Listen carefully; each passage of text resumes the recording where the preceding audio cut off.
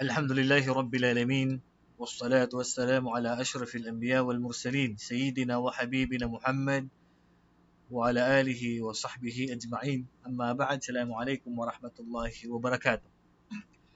Ngayon ay nasa aralin 2 na po tayo sa ating subjects sa Tauhid at dadako na tayo ngayon sa Muhammadur Rasulullah. So ano ang kahulugan ng Muhammad Rasulullah? Ito ang paniniwala na siya ay sinugo mula sa Allah. Dapat tayong maniwala na si Muhammad ay sugo mula sa Allah subhanahu wa ta'ala. Kaya dapat nating paniwalaan ang lahat ng kanyang tinuran at sundin natin siya sa kanyang mga ipinag-utos at talikuran natin ang kanyang mga ipinagbabawal at sambahin natin ang Allah sa paraan na iniatas niya. So yan ang ibig sabihin ng Muhammadur Rasulullah. Lahat ng kanyang ipinag-utos ay dapat nating sundin. Yan po ang mga haligi niya. Ang haligi ng Muhammadur Rasulullah ay kinakailangan nating sundin lahat ng kanyang ipinag-utos. Ta'atuhu fima amar wajtinabu ma naha anhu wa zajar. At ang pag-iwas natin sa lahat ng kanyang mga ipinagbawal. Wa tasdiquhu fima akhbar. So dapat nating paniwalaan lahat ng kanyang ipinarating sa atin, mga ikinuwento sa atin, dapat nating paniwalaan. At ang panghuli, wa alla yu'badallahu illa bima syara. At huwag tayong sasamba maliban kung ano ang kanyang itinuro para maiwasan natin ang bid'ah.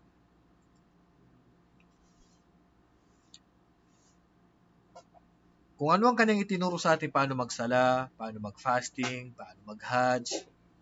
So dapat ay alinsunod sa itinuro niya sa atin, wag nating dagdagan, wag nating bawasan. Sapagkat ang propeta sallallahu alaihi wasallam ang tunay na ang kanyang mensahe ay para sa lahat ng tao at jin. Ang propeta sallallahu alaihi wasallam hindi lang siya pinadala sa atin. Pati sa mga jin ay nagda'wa siya, pati sa mga engkanto. Mahalin natin siya at igalang at suportahan. Huwag natin siyang sisiraan.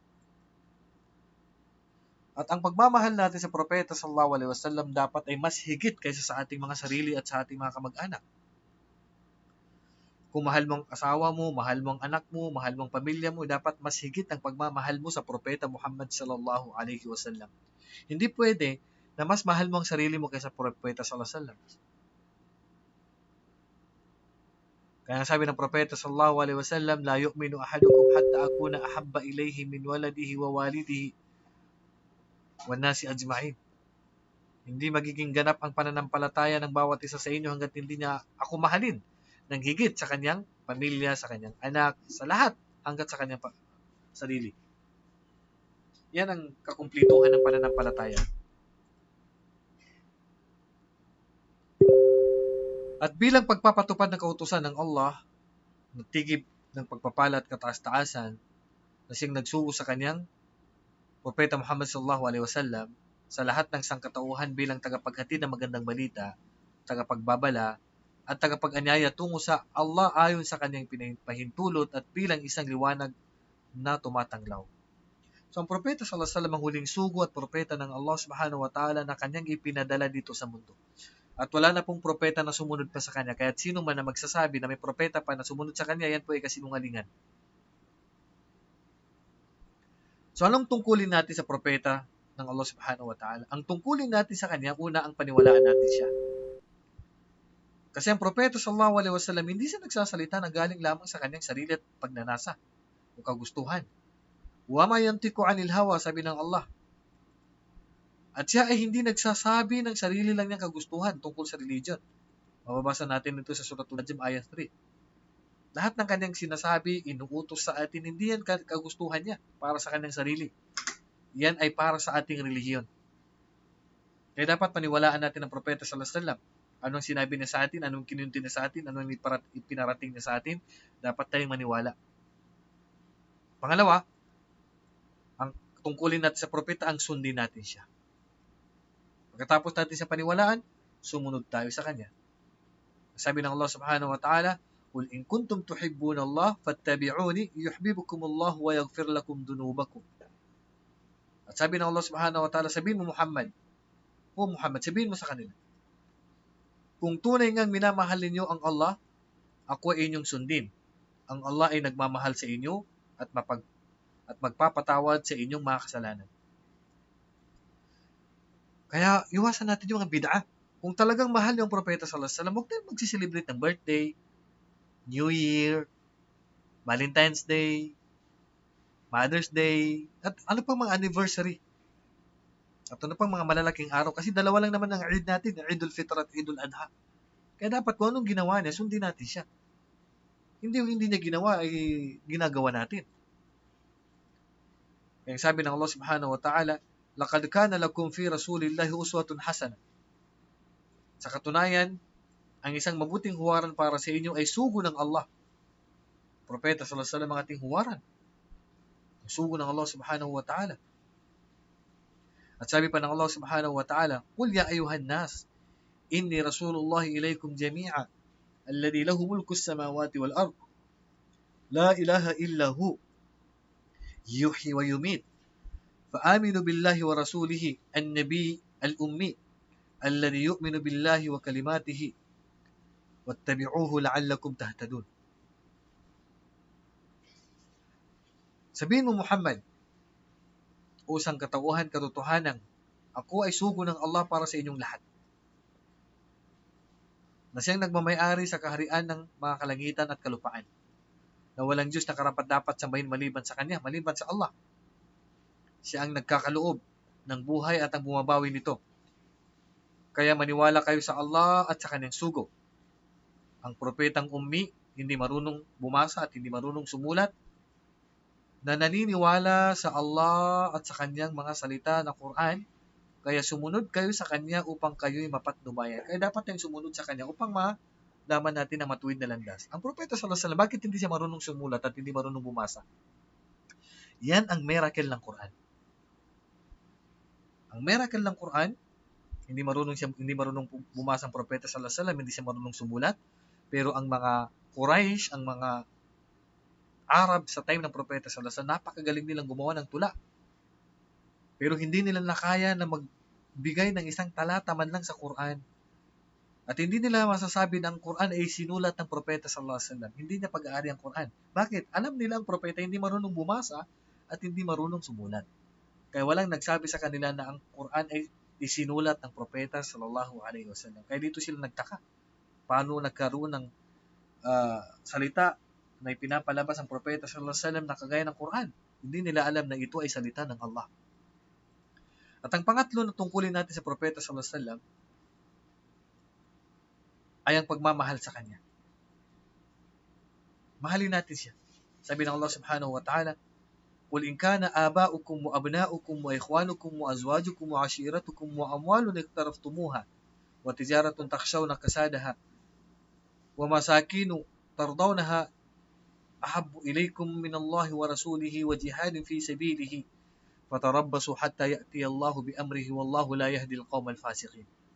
Ang sabi ng Allah subhanahu wa ta'ala, sabihin mo Muhammad, kung ang inyong mga magulang, ang inyong mga anak, ang inyong mga kapatid, ang inyong mga asawa, ang inyong mga kamag-anakan, ang mga ari-ariang inyong nakamtan, ang kalakal na kinatatakutan ninyo na pagkalugi nito, at ang mga tirahang kinalulugdan ninyo, ay higit na kaibig-ibig sa inyo kaysa sa Allah. Sa kanyang sugo, sa pagkikibaka sa kanyang landas, sa makatwid, maghintay kayo hanggang sa paratingin niya ang kanyang pasya. At ang Allah ay hindi nagpapatnubay sa mga taong suway. So, huwag niyong dapat na mas mahalin yung pera niyo, mas mahal yung anak niyo, mas mahalin niyo ang inyong pamilya. Dapat po mas mahal natin ang propeta sallallahu alaihi wasallam kaysa sa ating mga kamag-anak, sa ating pamilya. Kaya sinabi ng propeta sallallahu alaihi wasallam, la yu'minu ahadukum hatta akuna ahabba ilayhi min walidihi wa waladihi wan nasi ajma'in. Hindi ganap na sumasampalataya ang sino man sa inyo hanggat hindi ako napamahal sa kanya ng higit pa sa kanyang magulang, sa kanyang anak, at sa lahat ng tao, hanggat sa sarili mo. Kaya dapat mas lamang ang pagmamahal natin sa propeta sallallahu alaihi wasallam. Ipagtanggol natin siya. Mahalin natin siya sa lahat ng naninira sa kanya, ipagtanggol natin siya. At ang pang-apat na tungkulin natin sa propeta sallallahu alaihi wasallam ang pagsamba sa Allah sa paraang kanyang itinuro at itinakda. Kung paano siya nagsala, ganun tayo magsala. Salu kama ra'aytumuni usalli. Magsagawa kayo ng sala, sabi ng propeta sallallahu alaihi wasallam, kung paano ako nagsala. Mag-hajj kayo, paano ako nag-hajj. Dahil ang lahat ng kanyang utos, turo ay hindi galing sa kanyang kagustuhan, galing yan sa Allah. Wa mayantiqu anil hawa. At siya ay hindi nagsasabi ng sarili ng niyang kagustuhan tungkol sa relihiyong Islam. At sabi pa ng Allah subhanahu wa ta'ala, o sabi pa ng propeta sallallahu alaihi wasallam, man amila amalan laysa alayhi amruna fahuwa raddun. At ang sino mang gumawa ng isang bagay o isang gawain na hindi nakabati sa aming kautusan, hindi namin itinuro, ito ay tatanggihan, hindi tatanggapin sa Islam. Walang gantimpala. Kahit na nagbasa ka pa ng Quran, kahit na nagsala ka pa, kahit na nag-hajj ka pa, kung hindi yan ang turo ng propeta sallallahu alaihi wasallam, hindi ganyan ang paraan na kanyang itinuro, hindi rin tatanggapin sa iyo. Ang tawag doon ay bid'ah. Ang tawag doon ay bid'ah. Nag-birthday, nag-New Year, nagsala sa libingan, kahit na maganda ang layunin mo, ay hindi rin tatanggapin sa iyo ito. Bakit? Kasi gumawa ka ng isang uri ng pagsamba na hindi itinuro ng propeta sallallahu alaihi wasallam. Ang sabi ng Allah subhanahu wa ta'ala, wa may yuti' ar-rasul faqad ata'a Allah. At ang sino mang sumunod sa sugo ng Allah na si Muhammad sallallahu alaihi wasallam, katotohanan kanyang sinunod ang Allah. Kaya ang pagsunod sa propeta sallallahu alaihi wasallam ay pagsunod sa Allah subhanahu wa ta'ala. Yung tunay na mahal mo ang Allah, sundin mo ang propeta sallallahu alaihi wasallam. At ang panglima, ang pag-iwas sa paninira sa kanya. Wag natin sisiraan ng propeta sallallahu alaihi wasallam. Huwag tayong maniniwala na siya nag-asawa ng bata. Si Aisha radhiyallahu anha. Yung mga bintang sa propeta sallallahu alaihi wasallam, huwag natin paniwalaan. Ipagtanggol natin siya. Wa minhumul ladina yu'dhuna an-nabi wa yaquluna huwa udhunun. Qul udhunun khair. Qul udhunu khairil lakum yu'minu billah wa yu'minu lil mu'minin. Wa rahmatul lil ladina amanu minkum wal ladina yu'dhuna Rasulullah lahum 'adzabun alim. At ang sabi ng Allah subhanahu wa ta'ala, at mayroon sa kanila na naninira sa propeta at sa kanilang sinasabi, siya ay palapakinig. Sabihin mo, isang palapakinig sa mabuti para sa inyo, sumasampalataya siya sa Allah at naniniwala siya sa mga mananampalataya, at isang habag para sa mga sumasampalataya sa inyo, at yung naninira sa sugo ng Allah, sila ay magkakamit ng napakasakit na parusa. Yung mga naninira na yan sa propeta sallallahu alaihi wasallam, sinisiraan nila, maghintay sila sa parusa ng Allah subhanahu wa ta'ala. Ang tinutukoy na paninira dito ay sumasaklaw sa paninira ng kanyang marangal na pagkatao, sa mga naiparating niya mula sa Panginoon, ng lahat ng nilalang. Halimbawa sabihin nila, ano bang klaseng aral yan? Sasabihin nila na ganyan. Bakit ito ang sinabi sa Quran, ito ang sinabi ng propeta? Hindi totoo yan. Yan, kasaklaw ng paninira na yan, kasama na po yan. O sa mga naiparating niya mula sa Allah subhanahu wa ta'ala ng lahat ng nilalang, o sa kanyang sunna, o sa kanyang mga anak, o sa kanyang mga asawa, na binansagang mga ina ng mga mananampalataya, o sa kanyang mga mabubutihing mga kasamahan, o paninira sa mga sahaba, na ganito si Abu Bakar, na ganito si Umar, na masasamang mga tao, kasama yun sa paninira sa propeta sallallahu alaihi wasallam. At ang panghuli, ang pang-anim, na tungkulin natin sa propeta sallallahu alaihi wasallam ang pagdalangin at pagbati sa kanya. Yung pagsabi natin na sallallahu alaihi wasallam, pagka nababanggit ang kanyang pangalan, sasabihin natin na sallallahu alaihi wasallam. Ang sabi ng Allah, inna Allah wa malaikatahu yusalluna 'alan nabi. Ya ayyuhalladhina amanu sallu 'alaihi wa sallimu taslima. Ang sabi ng Allah, tunay na ang Allah ay nagpaparangal sa propeta at gayon din ang kanyang mga anghel ay dumadalangin para sa kanya. O kayong mga sumasampalataya, dumalangin kayo ng kapatawaran para sa kanya at bumati sa kanya ng pagbati.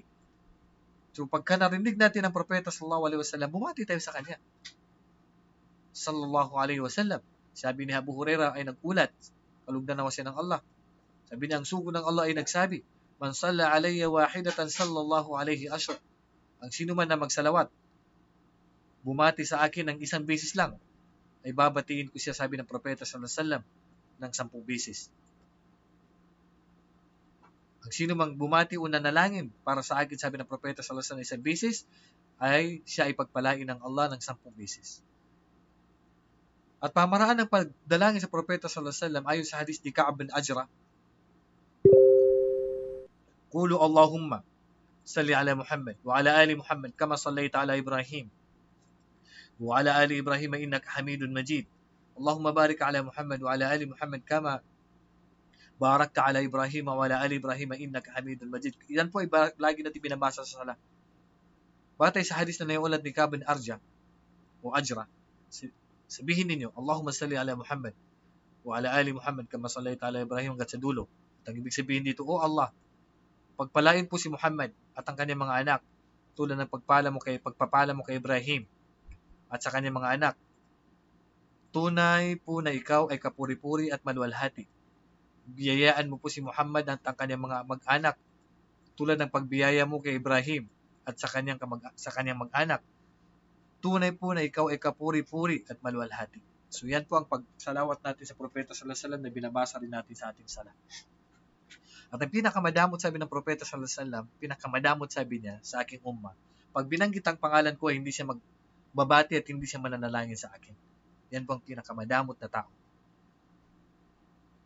So yan po ang kabuuan ng ating aralin 2 dito po sa subject natin na Tauhid. Wallahu a'lam. Wa sallallahu ala nabiyina Muhammad wa ala alihi wa sahbihi ajma'in. Assalamualaikum warahmatullahi wabarakatuh.